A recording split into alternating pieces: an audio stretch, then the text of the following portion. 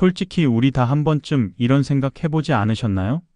오늘은 조금 민감하지만 누구나 궁금해할 만한 주제, 바로 관계에서 지지 않는 법에 대해서 이야기해 보려고 합니다. 나는 왜 맨날 사람들에게 끌려다니지?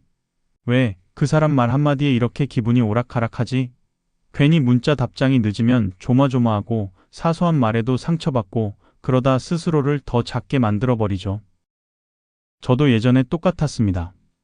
친구 한 명이 씹은 톡을 보고 괜히 하루 종일 기분 상하고 애써 웃으며 괜찮아 하다가 밤에 괜히 눈물이 핑 돌기도 했죠. 근데 여러분, 오늘은 그 시절의 저를 반면교사 삼아서 우리가 어떻게 하면 관계에서 더 이상 지지 않고 당당히 나답게 설 수 있는지에 대해 아주 현실적으로 말씀드리려 합니다. 먼저 꼭 드리고 싶은 말은 관계에서 지지 않는다는 건 상대를 이기는 게 아니라 내 감정에 끌려 다니지 않는다는 뜻이라는 거예요. 많은 분들이 착각하시더라고요. 관계에서 지지 않겠다 하면 그걸 곧바로 상대보다 우위에 서야겠다. 내가 더 세 보이겠다 이렇게 오해하시더라고요. 그런데 사실 진짜 지지 않는 건 상대가 어떻게 나오든 내 마음이 요동치지 않는 상태를 말해요. 여러분 혹시 이런 경험 있으시죠? 누군가 예민하게 굴거나 틱틱거리면 괜히 내가 불안해서 기분 맞춰주려고 애쓰고. 근데 그거 사실 상대가 이긴 게 아니에요. 내 마음이 이미 상대의 태도에 지고 있는 거죠. 진짜 멋진 건 상대가 불편하게 굴어도 아 그래? 네 문제지 내 문제는 아니야 하고 마음속에서 툭 털고 나갈 수 있는 사람이에요. 이게 쉽진 않지만 배우면 분명히 가능합니다. 자, 그러면 본격적으로 어떻게 하면 관계에서 지지 않을 수 있을까요? 첫 번째는 기대치를 낮추는 것입니다. 들으면 좀 허무하죠? 기대치를 낮추라고요? 그럼 너무 슬프잖아요. 근데 이게 인간관계에서 가장 강력한 방패입니다. 왜냐하면 대부분 상처는 내가 기대했던 만큼 상대가 안 해줬을 때 생기거든요. 친구가 나한테도 항상 먼저 연락하길 바랐는데 안 하면 섭섭하죠. 연인이 늘 알아서 눈치껏 챙겨주길 바랐는데 안 하면 서운하죠. 근데 애초에 저 사람은 내가 아니니까 내가 기대하는 대로 안 움직이는 게 당연하다라고 마음 먹으면 상대가 조금 삐뚤게 굴어도 그다지 충격이 크지 않아요. 이걸 심리학에서는 타인의 자율성 인정이라고도 해요. 상대가 나처럼 굴지 않을 자유를 주는 거죠. 그게 결국 나를 덜 불안하게 만들고 관계에서 지지 않게 만듭니다. 두 번째는 좋은 사람 콤플렉스를 내려놓는 것이에요. 혹시 여러분 무의식적으로 이런 마음 가지고 계시지 않나요? 나는 좋은 사람이 되고 싶어. 그래서 상대가 조금 불편해하면 바로 사과하고 내가 잘못하지도 않았는데 괜히 눈치 보면서 기분 풀어주려고 하고. 근데 그렇게 하다 보면 관계에서 무게추가 항상 상대 쪽으로 쏠립니다. 내가 항상 더 많이 참고 더 맞춰주게 되거든요. 결국 나중에는 나는 이렇게까지 했는데 왜 저 사람은 나를 안 챙겨주지? 하고 상처받습니다. 저도 한때 이런 착한 사람 병이 있었어요. 근데 깨달았어요. 내가 좋은 사람이 되려고 애쓰는 동안 정작 나는 나를 잃어가고 있었더라고요. 좋은 사람보다는 나를 지킬 줄 아는 사람이 되는 게 훨씬 더 중요합니다. 그게 결국 관계에서도 지지 않는 가장 큰 힘이 돼요. 세 번째는 감정의 주도권을 다시 내 손에 쥐는 연습입니다. 여러분, 관계에서 왜 지나요? 상대의 말 한마디, 표정 하나에 내 기분이 확확 흔들리기 때문이에요. 예를 들어 친구가 단답으로 답장하면 뭐야, 나한테 화났나? 내가 뭘 잘못했나? 이렇게 생각부터 하잖아요. 근데 사실 상대는 그냥 피곤해서 그랬을 수도 있습니다. 그런데 내 머릿속에서 온갖 시나리오를 만들어서 스스로 불안에 빠져버리죠. 이걸 멈추려면 상대의 행동과 내 해석을 분리해야 합니다. 저 친구가 오늘 단답이네? 그러면 그냥 아, 단답이네, 그 이상도 이하도 아니네. 이렇게 딱 거기서 해석을 멈추세요. 그렇게 하면 내 기분은 내 선택이 됩니다. 상대의 기분에 달려있지 않고요. 이 연습을 조금씩 하다 보면 정말 관계에서 지지 않는 멘탈이 생깁니다.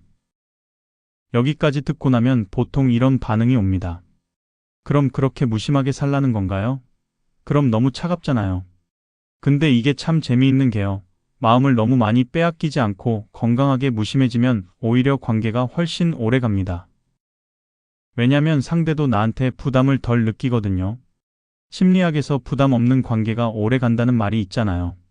상대가 내 눈치를 안 보고 나도 상대를 과하게 붙잡지 않으니까 자연스럽게 더 편안해집니다. 저도 예전에는 왜 연락 안 해? 내가 뭘 잘못했어? 이렇게 캐물었다가 관계가 다 꼬인 적이 너무 많아요. 근데 이제는 그 사람이 오늘 바쁜가 보다 하고 넘어가니까 상대가 더 편하게 저를 대하고 오히려 더 자주 연락이 오더라고요. 역설적이죠? 그래서 건강한 무심함이 정말 중요합니다. 네 번째로 중요한 건 관계에서 기준을 세우는 것입니다. 이건 정말 핵심이에요. 많은 분들이 관계에서 상처받는 이유는 본인의 기준이 없어서입니다. 내가 어디까지 이해할 수 있는지, 어떤 행동은 선 넘는 건지, 이런 걸 애초에 정해놓지 않으면 상대가 계속 선을 넘는데도 끌려가다가 나중에는 폭발하게 돼요. 그래서 저는 사람을 만날 때 마음속에 하나의 룰을 세우고 만나요. 예를 들어 나를 존중하지 않는 사람과는 가까이 지내지 않는다. 내가 싫은 농담을 계속하는 사람과는 선을 둔다. 이렇게요. 이게 처음엔 조금 냉정해 보일 수 있지만 결국 이렇게 해야 내 마음도 관계도 건강하게 유지됩니다. 그리고 사람들은 의외로 이런 기준이 분명한 사람을 더 존중해요. 다섯 번째는 조금 더 실전적인 팁인데요. 상대가 선을 넘거나 무례할 때 웃으면서 넘기지 말고 정확히 말하세요. 많은 분들이 이런 상황에서 애써 웃으며 하하, 괜찮아 하고 넘기는데 그건 사실 괜찮아서가 아니잖아요. 그냥 싸움이 날까봐, 분위기 깨질까봐 참는 거죠.